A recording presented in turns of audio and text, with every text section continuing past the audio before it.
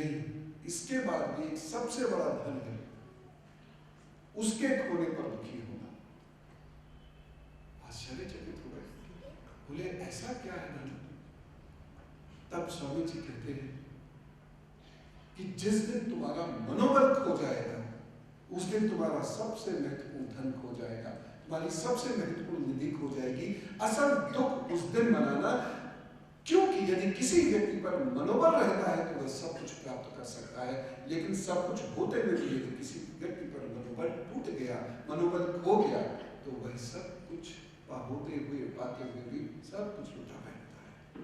इसलिए तुम्हारे पास अभी बहुत महत्वपूर्ण धन बाकी है और वह है मनोबल, इसलिए उसे जगाओ।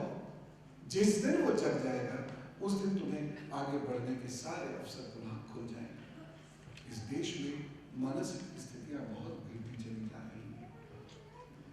2011 में सितंबर में वर्ल्ड हेल्थ ऑर्गेनाइजेशन से एक रिपोर्ट छपी थी और ये बहुत ध्यान से, खासतौर से यंगस्टर्स बहुत ध्यान से, मेरे बच्चे बहुत ध्यान से इसे सुनना। वह रिपोर्ट ये कहती है कि हर छठा भारतीय बच्चा अवसाद का शिकार हो रहा है, हर छठा भारतीय बच्चा तनाव का शिकार हो रहा है। मैं वास्तविक रूप से देखूं, यदि मैं इसमें अपना अनुभव जोड़ूं तो ये शायद हर छठा नहीं, हर तीसरा निकलेगा।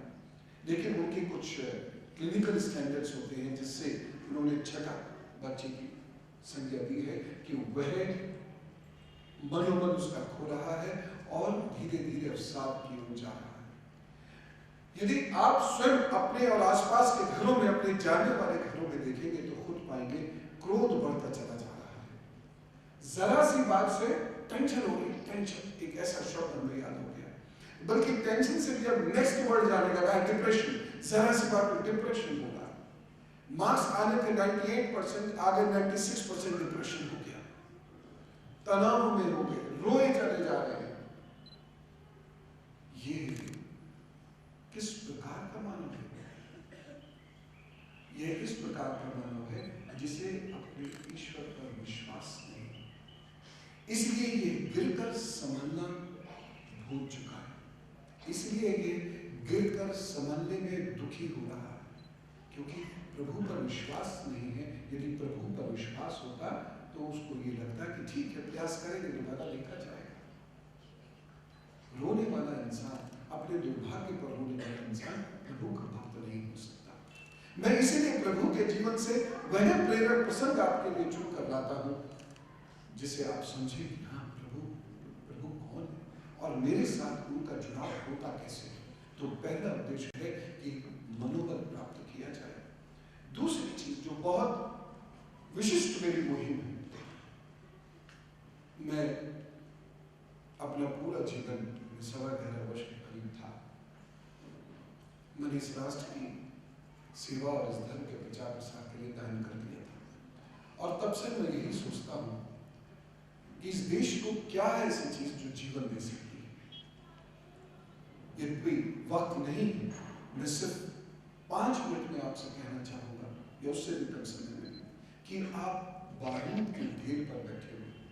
यदि आप अखबारों को ध्यान से पढ़ें, यदि आप विषय विशेषज्ञों को बहुत गौर से पढ़ें, यदि आप पर्यावरण के लोगों को बहुत गौर से पढ़ें, यदि सेना के लोगों से बात करने का मौका मिले, तब आपको पता चलेगा कि आप और आपके बच्चे बारूद के ढेर पर बैठे हुए हैं।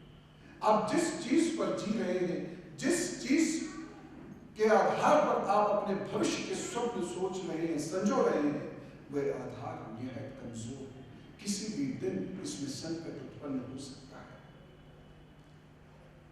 हमारा और आपका आधार है, प्रथम आधार है भारत माता, जहां समस्त देवी देवताओं का जन्म हुआ है।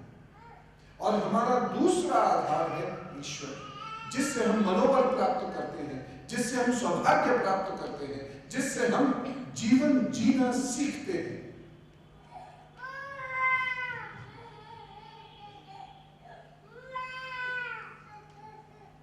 इसलिए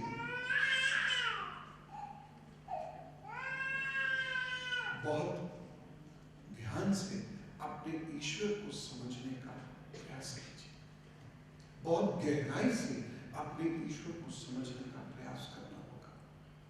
लेकिन आज की जो स्थिति है, हम अपने ईश्वर को भूलते चले जा रहे हैं। इस देश का आधार धर्म रहा है, इस देश की मानसिकता का आधार धर्म रहा है, हमारे स्वास्थ्य का आधार धर्म रहा है। जी हाँ, मैं सिद्ध करने का प्रयत्न करूंगा, हमारे स्वास्थ्य का आधार धर्म रहा है, हमारे परिवार का आधार धर्म रहा है, हमारी संस्कृति का आधार धर्म रहा है, हमारे विकास का आधार धर्म रहा है, हमारे संतान का आधार धर्म रहा है। और यदि हम धर्म से च्युत होते चले गए, धर्म से दूर होते चले गए, तो नुकसान बहुत विकट हो रहे हैं। और वो नहीं, आज घर घर में जो बांधने वाली एक डोर हुआ करती थी, जो लोगों को जोड़ने वाली एक डोर हुआ करती थी, वह धर्म हुआ करता था। आज घर घर में चूंकि धर्म कम होता चला जा रहा है, इसलिए अवसाद, अपमान, कलह बढ़ती चली जा रही है, स्वास्थ्य गिरते चले जा रहे हैं। जो घर धर्म की नीति से नहीं चलेगा, वहां पर स्वास्थ्य भी नहीं प्राप्त हो सकता, वहां पर शांति नहीं हो सकती, वहां पर परस्पर विश्वास नहीं हो सकता, क्योंकि वहां पर चित्त नहीं हो सकता। इसलिए इस राष्ट्र का आधार धर्म है, इस स्वास्थ्य का आधार धर्म है, इस जीवन का आधार धर्म है। इसलिए मुझे मेरे ईश्वर को समझना होगा। ईश्वर कौन है? हम सब यहाँ पर इकट्ठे हुए हैं, तो इसका स्पष्ट अर्थ तो यही है ना कि हम सब लोग ईश्वर में विश्वास करते हैं, हम सब लोग आस्तिक हैं, है ना? बड़े विभागी से मैं कुछ बात कर रहा हूँ, मुझे वैसे उत्तर दे दीजिए। कहेंगे नास्तिक, मुझे नास्तिक लोग बुरे थोड़ी लगते हैं, लेकिन कहीं ना कहीं हम सब लोग अपने आप को ईश्वर से जुड़ा हुआ महसूस करते हैं। हम में से कितने लोग पूजा करते हैं?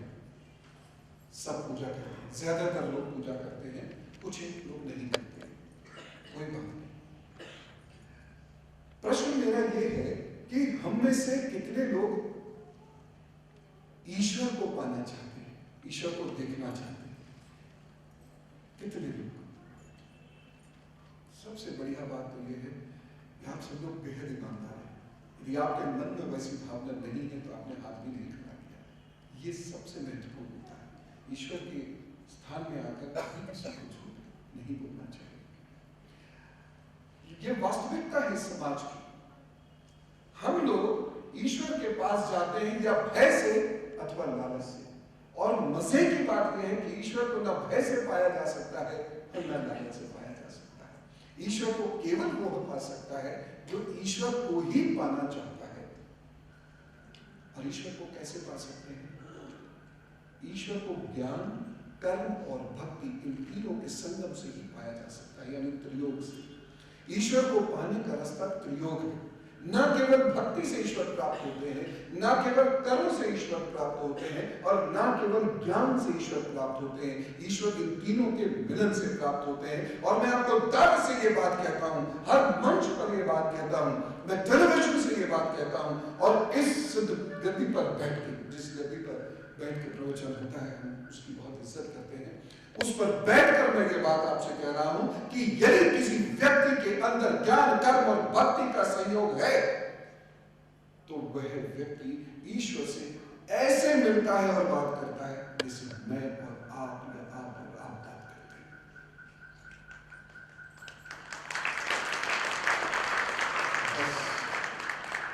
इसके लिए दो काम करने होते हैं, बेहद कठिन है दोनों काम। पहला काम तो है ईश्वर पर विश्वास करना, और यदि आप अपने हृदय को टटोलेंगे मान्यवर, तो आपको ये लगेगा कि मेरी ईश्वर पे आस्था तो बहुत है, लेकिन मेरा ईश्वर पर विश्वास नहीं। अक्सर मैं लोगों को छोटी छोटी चीजें बताता हूं। टमाटर से हो जाएगा, आलू खा लोगे तो तबीयत भी ठीक हो जाएगी, सोराइसिस हो रहा है, हरी मिर्च छोड़ दो, प्याज छोड़ दो, आदि आदि चीजें लोगों को बड़ी अच्छी लगती है। आप लोगों को लगती है? सुनने में बड़ा मजा आता है कि अच्छा मेरे घर में मैं जाऊँ, वहाँ हरण रखा है, उस हरण को अगर घी से पीसकर बच्चे को खिलाने लगूँ तो उसका दिमाग बढ़ने लग जाएगा, कितना सरल है। लेकिन ये मैं आपको दावे से बताता हूँ कि 90% लोग उसको फॉलो नहीं करते। सुनने में बड़ा मजा आता है, आनंद आता